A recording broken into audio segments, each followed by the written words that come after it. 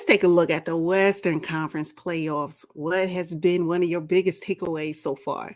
The Clippers are the biggest disappointment for me in the West. The biggest disappointment. I'm sorry, I just said, I mean, I know I've been off their bandwagon, trust, but overall, I think that their round one exit would supersede any sweep that any other team will experience in both East and West Conference. I think so. Yeah. Yeah. Because the anticipation of what the Clippers were supposed to bring to the postseason again will not come to pass. And that's horrible. That's horrible. So, yeah, biggest disappointment. And I know it's due to injury. I respect that. Two things can be true. They can have injuries that makes their in their season for a fan can still be disappointing. So that's what I would say about the Clippers. It's just too bad again. You're projecting a first round exit. Did I hear Yes. you correctly? You are, yes, that's what you heard. Yes. First round exit. Uh-huh. I Mm-hmm. don't know. I don't know. I'm still holding on strong just because I'm just not a fan of the way the Phoenix Suns are set up in terms of what happens after their big three, their fourth and fifth starter, not impressed. And then where's the bench? So I think the Clippers overall, if they can just get one game, right? Right now it's 3-1. Their next game is Mm-hmm. coming up in a few days. Right Mm-hmm. now it's 3-1. They can just get 3-2, and then maybe Kawhi Leonard's swelling will go down in his knee. And Mm-hmm. then let's take a look. Let's take a look again because Kawhi Leonard's playing all-star level basketball. He is playing. I know. That's again, hence is why it's so disappointing. Okay. All right. That's your takeaway. All right. Hey, Yeah, it's my hey, hey, takeaway. you can have it. All right. Now, my takeaway is in that Denver Nuggets and Minnesota Timberwolves series. First of all, I think it's a classic snooze fest. But with Jamal Murray back healthy, the Denver Nuggets look unbeatable. So I think there's a problem, and the Minnesota Timberwolves need to take a long, hard look at Rudy Gobert's fit with the Minnesota Timberwolves. I think he clogs the middle. I think the situation between Rudy Gobert and Kyle Anderson is lingering. I don't care, they look like they squashed it. But I think behind the scenes, there's still a level of animosity. Same with the Golden State Warriors, right? It's the same situation to me, except one happened on live TV and the other one was kind of sneaked in practice. But what I'm saying is everybody knows about it, right? And I think that's kind of hanging over the heads of Rudy Gobert and Kyle Anderson. I think they also need a vocal leader, right? That's my biggest takeaway is they don't, who is their leader? Is it Anthony Edwards? He's their best player. Is it Mike Conley? Probably should be him. He's the Mm-hmm. old vet. Mm-hmm. But my takeaway is I don't see a leader. I don't see one. And maybe if they had one, the situation with Rudy Gobert and Kyle Anderson may not have happened the way it did. I mean, maybe it would have happened in the locker room. I don't know.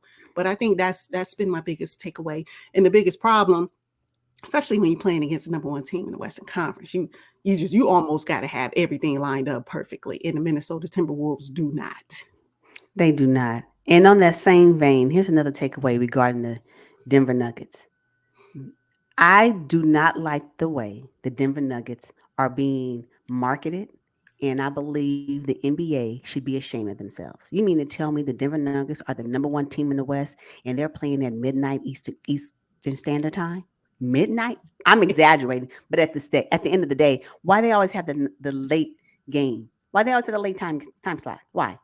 Number one, two-time MVP, the most recent two-time MVP, number one team in the West. They're almost playing close to perfect basketball, and they can't get a prime time slot in the afternoon or early morning like the other teams in the West. That's a problem for me. That's a problem for me. And so and they barely get any coverage anyway because everybody sleep on the at least on the East Coast. Not cool. It is not cool.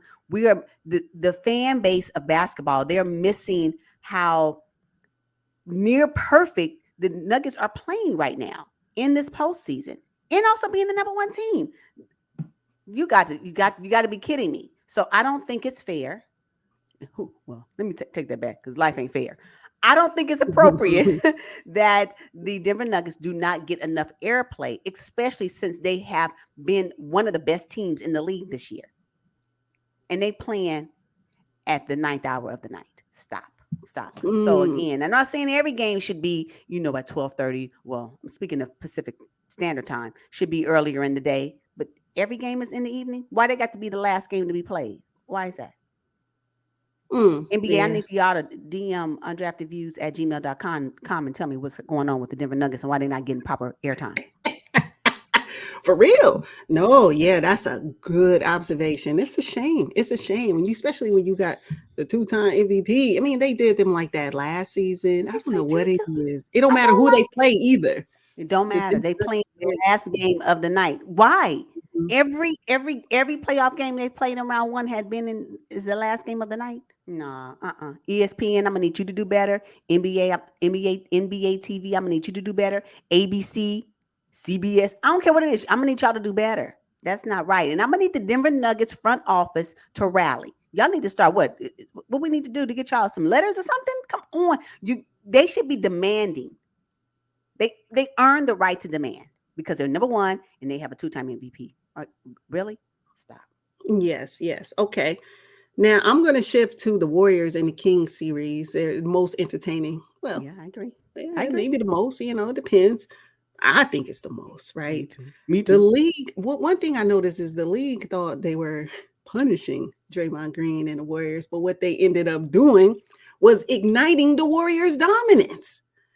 Man, I'm telling you, they woke them up.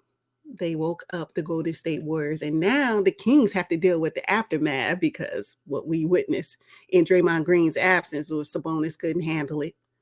The Kings looked a little shook playing in Chase Mm-hmm. Center, Mm-hmm. but Mm-hmm. hey, they brought out the dog in Steph Curry.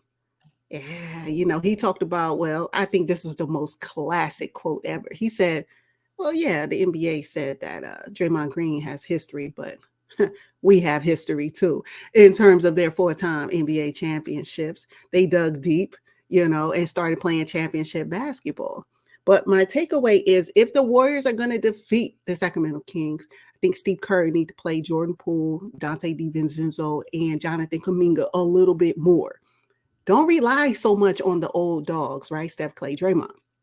Start getting those young guys the runs. And Jordan Poole, so far, he's not Jordan Pooling at all. He don't look nothing like the same player No, it from don't. last season before Mm-mm. he earned this big, massive contract, Mm-hmm. Mm-hmm. before the punch. He Mm-hmm. don't even look like the same player. So Mm-hmm. I'm gonna need Jordan Poole to start Jordan Pooling.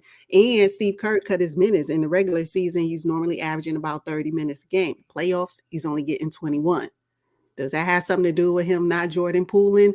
Or is that just part of Steve Kerr's new rotation where maybe he don't really trust him like that? He should because he carried them a lot last season. Why wouldn't he do it this season? You know, I